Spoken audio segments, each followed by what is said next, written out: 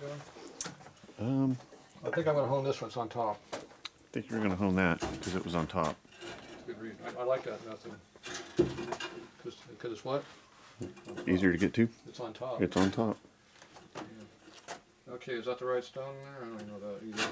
What size is the hole? Do we know that yet? Inch and something. Pretty close, inch and something. Well, it looks like we got at least half a thou to go here before we hit it where we need to be.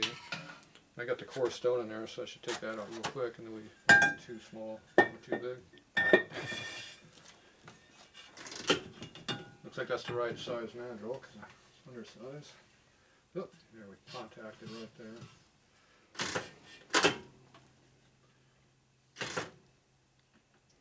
Clip pressure. Oil. Right on the stone.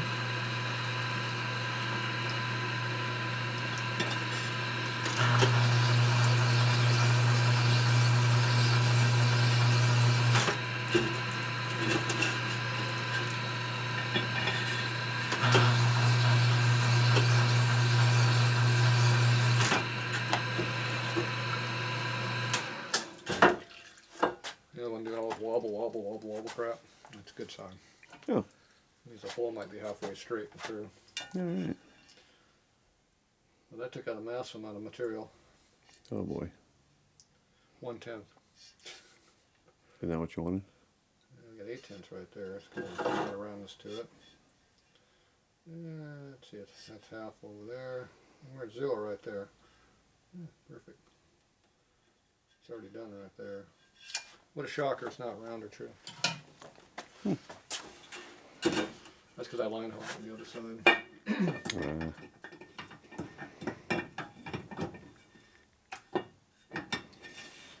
Alright, more honing.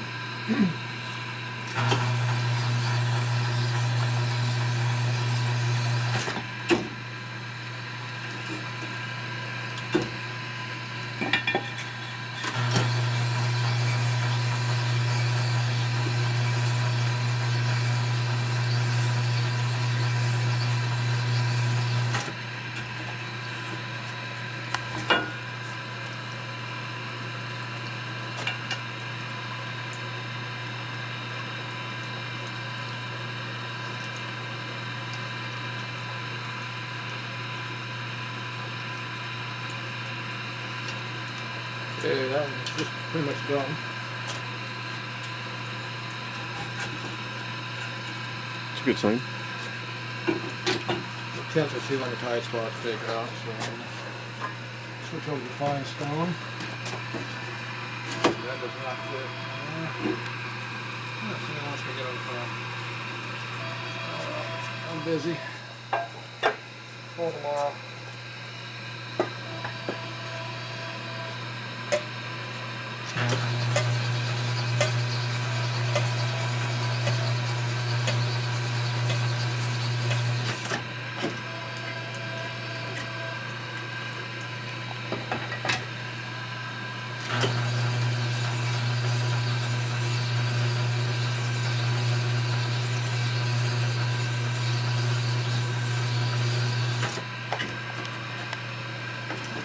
Yeah.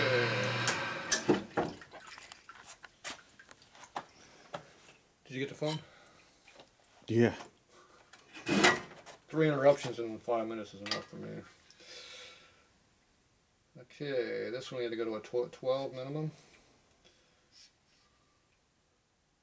There's 8.5, 9 there. Whoop, don't drop in the hole there. Out of the hole. Keep going back in that same hole. Come on. How many holes are down in that damn spot? I don't know which way I move, I keep hitting the hole. Okay, there's 9/10. And it's about 7 there. Go past the hole, get back over here this time. 6/10 and 8 or so. Okay, you'll be honing doing that one. This one a little bit more out of round. Which is expected.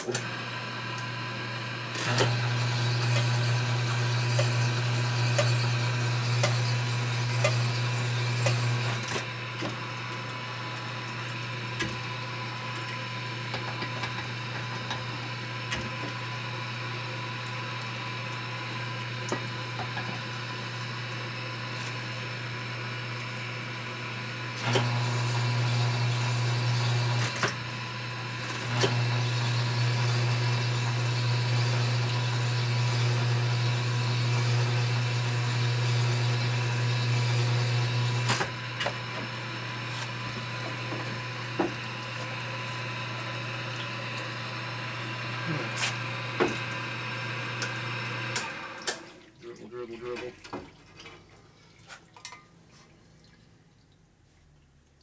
There's 11. Yeah, 11 there. About 12 or so there. 11, 12. I'm pretty much done too. Alright. Let me switch over to the fine stone.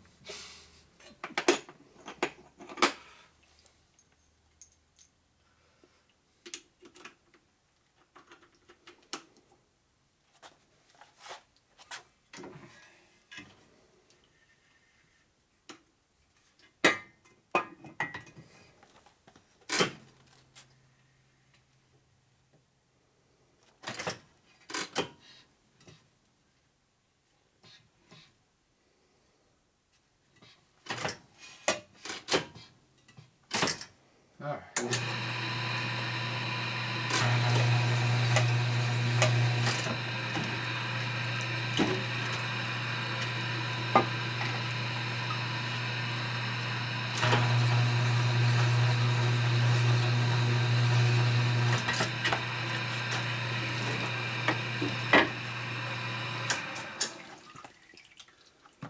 Smoother.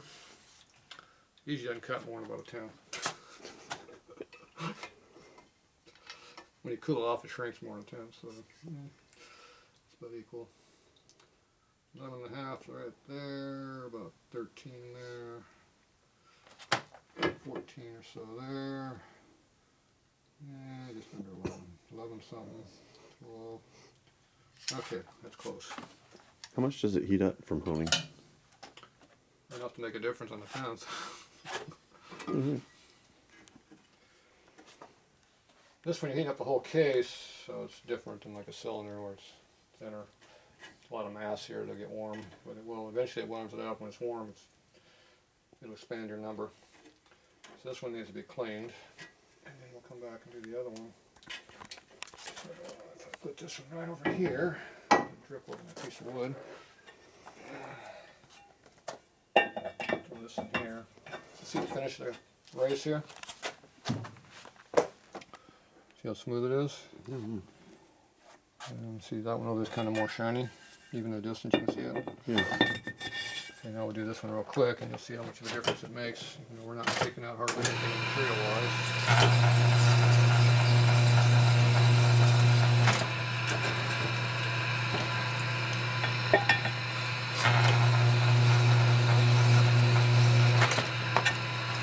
Basically, we just put 1,000 miles on it, what that turns out to be in. Really? Yeah. Wow. Smooths it up. You can see how it's shown here. Oh yeah. Look at that. Just a finer grit finish. Makes a big difference. There's 0. Is that about 9 right there maybe? It's loose there, which is where the outer brown eyebrow is at. Just under 1 there. Let's see way up here, it's 13 there maybe. See a little bit of a taper on it. Which I don't particularly like, but